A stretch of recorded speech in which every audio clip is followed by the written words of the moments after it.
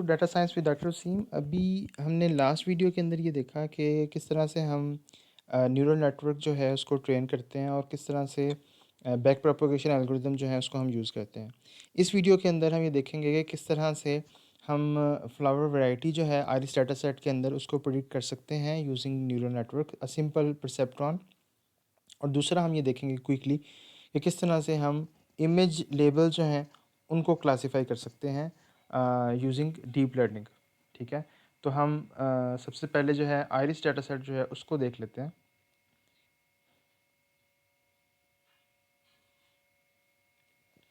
यहाँ पे आप देखें कि सबसे पहले मैंने डिफरेंट लाइब्रेरी जो हैं उनको इंपोर्ट किया है। नमपाई, ठीक है, डाटा सेट्स जो हैं वो अगर आपने लोड करने हों तो sklearn आपको फैसिलिटी प्रोवाइड करता है कि आप डाटा सेट्स का पैकेज जो है उसको यूज़ कर सकते हैं। तो उसमें मैंने लोड आइरिस जो है वो मॉड्यूल उसको इंपोर्ट किया है। उसके बाद मैंने लीनियर मॉडल के अंदर से परसेप्ट्रॉन जो है उसको इंपोर्ट किया। मैंने सबसे पहले जो है वो आइरिस जो है उसको लोड किया है, लोड आइरिस। तो उसमें मेरे पास आइरिस जो है वो डाटा सेट आ गया। ठीक है, उसको मैंने जो है उसकी सारी रोज़ का जो सेकंड और थर्ड कॉलम है, ठीक है, वो एक्स एक्सिस में एक्स जो है मेरा यानी इनपुट जो मेरे इंडिपेंडेंट फीचर्स हैं उसको उसमें मैंने सेट कर लिया। ठीक है, जिसमें पेटल लेंथ और पेटल विड्थ जो है ये दो फीचर मैं बेसिकली यूज़ करना चाह रहा हूँ सिर्फ।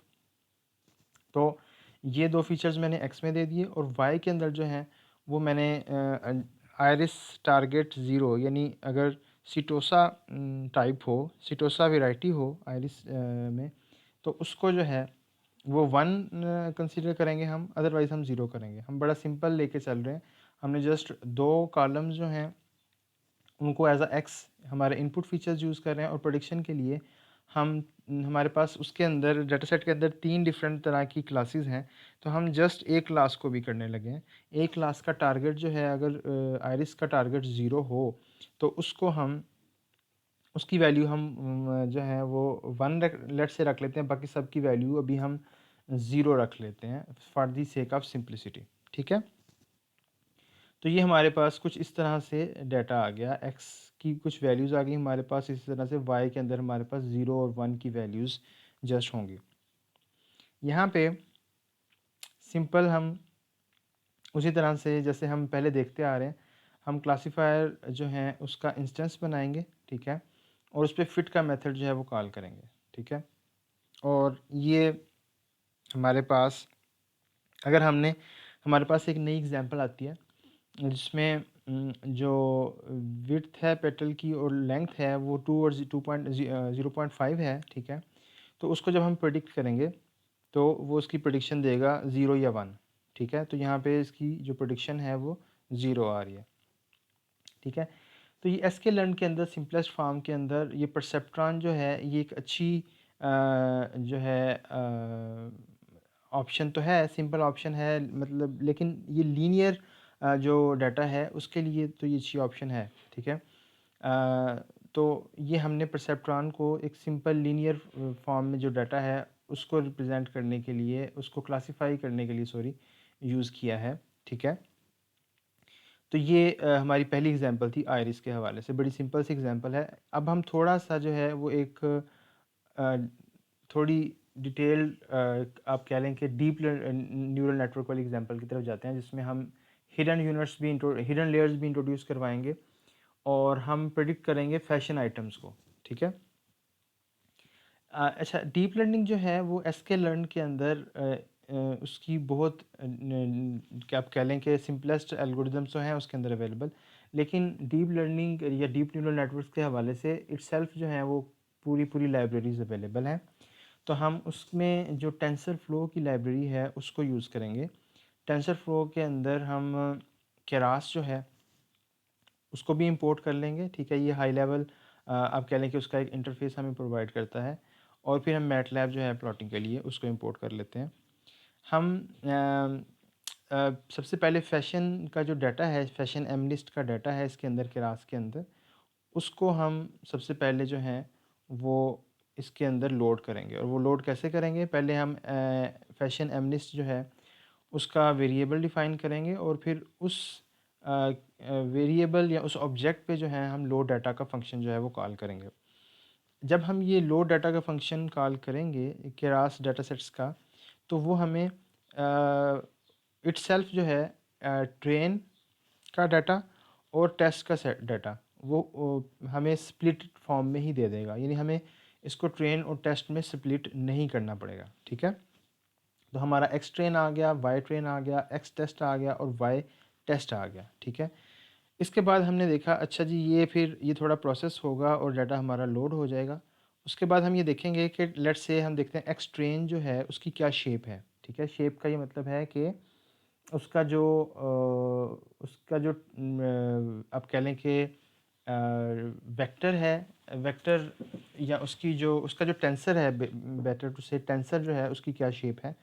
तो ये आप देख सकते हैं कि ये 60,000 बाई 28 इसकी शेप है, यानी कि 60,000 टोटल ट्रेनिंग एग्जांपल्स हैं जो फैशन आइटम्स हैं। ठीक है, और हर जो फैशन आइटम है वो 28 बाई 28 पिक्सल्स की एक इमेज है।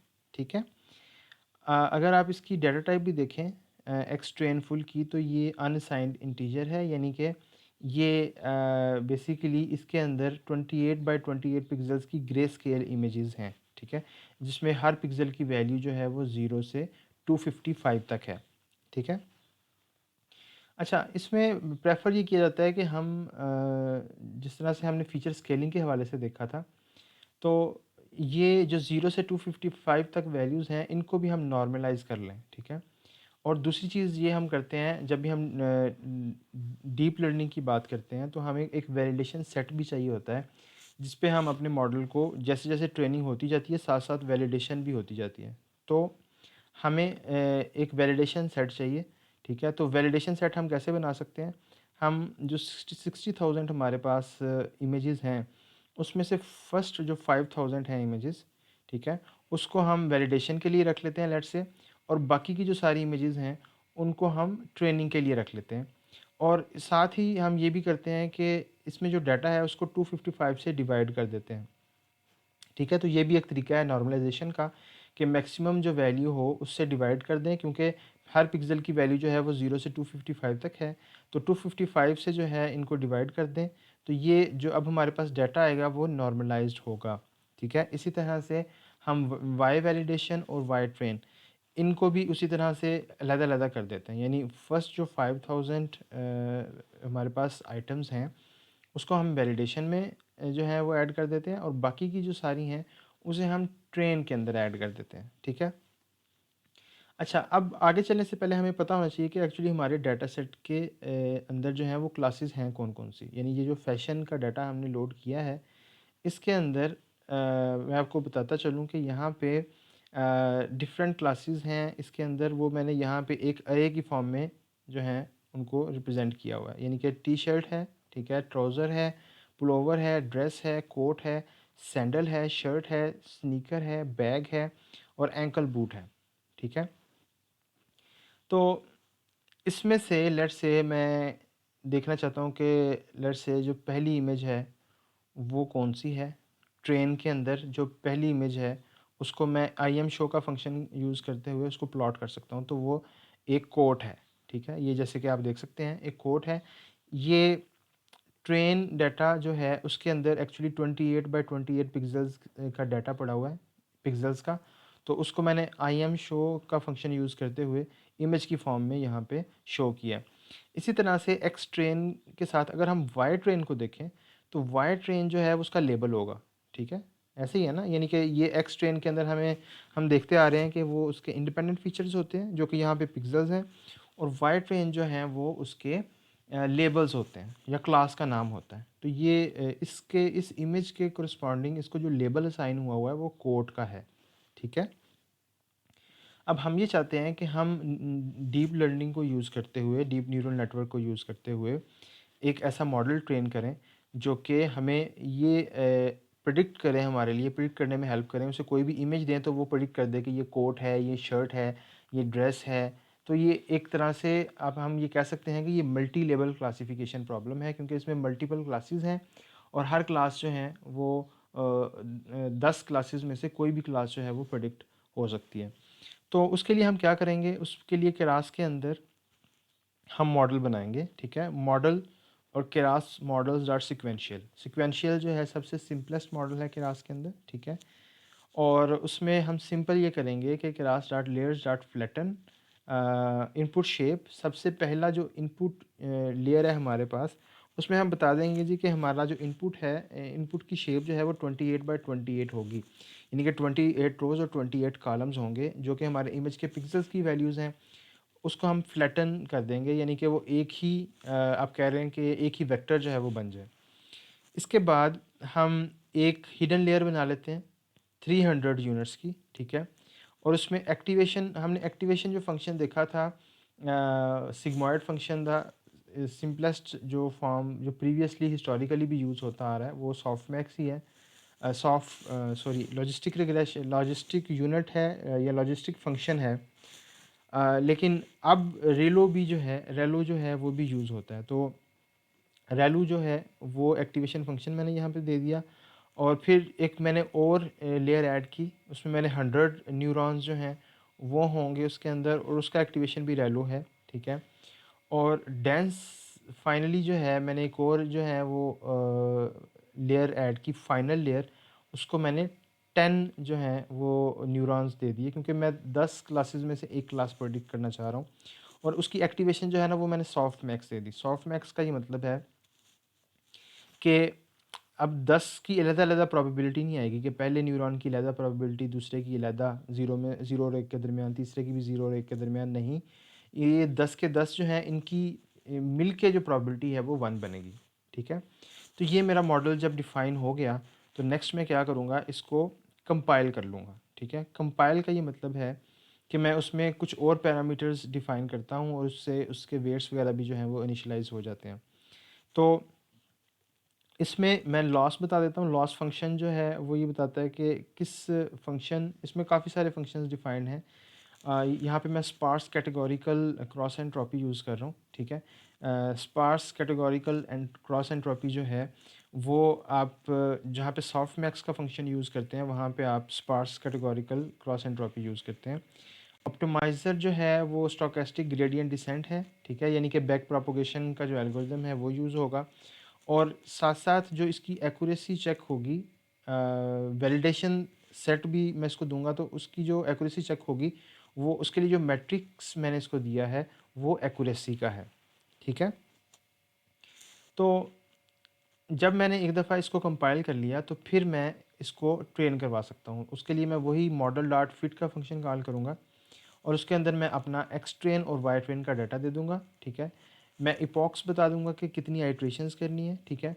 और वैलिडेशन डाटा जो है वो भी मैं दे दूँगा कि एक्स वैलिड और वाई वैलिड, जो मेरे 2 वेरिएबल्स के अंदर मैंने स्टोर किया हुआ था। तो वैलिडेशन का डाटा इसलिए मैं देता हूँ ताकि हर आइट्रेशन पे मुझे पता चलता रहे कि जो परफॉर्मेंस है वो वैलिडेशन डाटा पे साथ साथ उसमें इम्प्रूवमेंट आ रही है या नहीं आ रही, या वो इम्प्रूवमेंट की बजाय वो जो है ग्राफ नीचे जाना शुरू हो गया। तो यहाँ पे जब ये एग्जीक्यूट होगा तो ये 30 टाइम्स जो हैं 30 आइट्रेशंस जो हैं वो होंगी। और 30 आइट्रेशंस में आप देखें यहाँ पे एक्यूरेसी जो है अगर आप देखें तो 0.76 है, फिर 0.82 है, 0.84 है। एक्यूरेसी इस तरह से बढ़ती जाएगी और एक ऐसा टाइम आएगा कि ये एक जगह पे जाके रुक जाएगी या इसमें बहुत कम जो है चेंज आएगा। इसी तरह से वैलिडेशन की एक्यूरेसी भी अगर आप देखें तो वो भी, उसमें भी चेंज आएगा, ठीक है।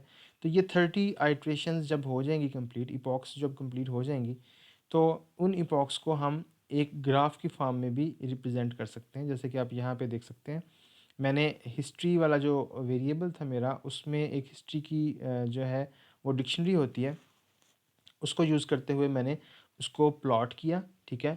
और प्लॉट की जो ग्रिड है उसको ट्रू कर दिया ताकि ये लाइंस मुझे इस तरह से नज़र आएँ ग्रिड की फॉर्म में। और इसी तरह से मैंने वाई लिमिट उसकी सेट कर दी, यानी जो एक्सिस है, करंट एक्सिस है, वो मैंने गेट किया और उसकी लिमिट जो है वो 0 से 1 के दरमियान सेट कर दी और ग्राफ जो है उसको शो कर दिया। तो यहाँ पे आप देखें कि जैसे कि यहाँ पे आप देख सकते हैं कि अगर आप एक्यूरेसी देखें या वैलिडेशन एक्यूरेसी देखें तो ये एक्यूरेसी जो है ये इंक्रीज़ हो रही है, ठीक है। यानी कि अगर हम और कुछ आइट्रेशंस करते तो एक्यूरेसी कुछ और बेहतर हो जाती, ठीक है। अच्छा, अब हम इस मॉडल को इवैल्यूएट भी कर सकते हैं, ठीक है। अगर हम इसको अपना टेस्ट डाटा दें, ठीक है, तो हमें ये जो है मॉडल बता देगा कि इसमें एक्यूरेसी जो है वो कितनी आ रही है। यानी कि यहाँ पे आप देखें 85% जो है वो एक्यूरेसी इसकी आ रही है, ठीक है। तो ये तो आ गई इसकी एक्यूरेसी और ये इसकी वैल्यूएशन आ गई। अब हम एक और काम छोटा सा करते हैं, वो ये कि हम प्रेडिक्शन करवा के देखते हैं। वैसे इंडिविजुअल 2-3 इमेजेस को लेके तो उस पे प्रेडिक्शन करवाते हैं कि क्या प्रेडिक्शन जो है उसकी वैल्यू आ रही है।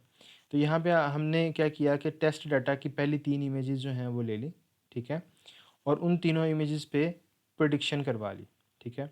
और उस प्रेडिक्शन को हमने राउंड 2 प्लेसेस करके तो यहाँ पे प्रिंट करवा दिया, ठीक है। तो यहाँ पे आप देखें कि जैसे ये इसकी जो क्लास है वो लेट्स से एंड वाली जो क्लास है, ठीक है, यानी 9 जो है उसकी वैल्यू 1 है। इसी तरह से जो दूसरा है रो, उसमें जो है थर्ड वाला जो है उसकी वैल्यू 1 है। इसी तरह से जो थर्ड वाली इमेज है उसमें सेकंड वाला जो है वो 1 है। तो इस तरह से जो इनकी डिफरेंट हैं जो 3 मैंने इमेजेस दी थी उनकी डिफरेंट प्रेडिक्शन आ रही है। लेकिन इसी को आप अगर प्रिडिक्ट की बजाय प्रिडिक्ट क्लासेस का जो फंक्शन है वो कॉल करें तो वो एग्जैक्ट आपको वो नंबर दे देगा, इंडेक्स दे देगा कि जिसकी प्रिडिक्शन उसने की है। यानी कि उन 3 क्लासेस में पहली जो इमेज है उसकी उसने प्रिडिक्शन 9 की है, दूसरी इमेज की प्रिडिक्शन जो है मॉडल ने 2 की है और तीसरी इमेज की प्रिडिक्शन 1 की है, ठीक है। हम क्लास ने नमपाई को यूज़ करते हुए क्लास नेम्स को वो इंडेक्स देके उनका नाम भी जो है वो निकाल सकते हैं। क्लास नेम्स में से 9th इंडेक्स पे क्या पड़ा हुआ है, 2 इंडेक्स पे क्या पड़ा हुआ है और 1 इंडेक्स पे क्या पड़ा हुआ है। इट मीन्स के एंकल बूट जो है वो पहली इमेज के लिए प्रेडिक्ट किया है मॉडल ने, पुल ओवर जो है वो दूसरी इमेज के लिए प्रेडिक्ट किया है और ट्राउज़र जो है वो तीसरी इमेज के लिए प्रेडिक्ट किया है। और हम जो हैं वो इनको इमेजेस को भी डिस्प्ले करके देख लेते हैं कि क्या वाकई पहला जो एग्जांपल है, पहली एग्जांपल वाकई बूट की है, दूसरी एग्जांपल वाकई पुल ओवर की है और तीसरी एग्जांपल क्या वाकई ट्राउज़र की है। तो यहाँ पे आप देखें तो उसने प्रेडिक्शन जो पहली 3 टेस्टिंग एग्जांपल्स हैं उसमें उसने बिल्कुल सही प्रेडिक्शन की है। यानी कि जब उसने एंकल बूट कहा कि ये एंकल बूट है, वो वाकई इमेज जो है वो एंकल बूट है। इसी तरह से पुल ओवर के केस में वाकई वो इमेज है वो पुल ओवर है और इसी तरह से ट्राउज़र के केस में वाकई जो वो इमेज है वो ट्राउज़र की है। तो आई होप इसमें आपको आइडिया होगा इस वीडियो को देख के कि किस तरह से हम एक सिंपल परसेप्ट्रॉन को कैसे जो है वो यूज़ कर सकते हैं एसक्यूएल को यूज़ करते हुए।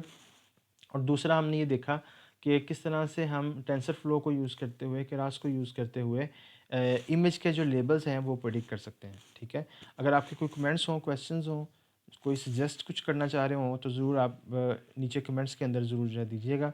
Thanks for watching the video.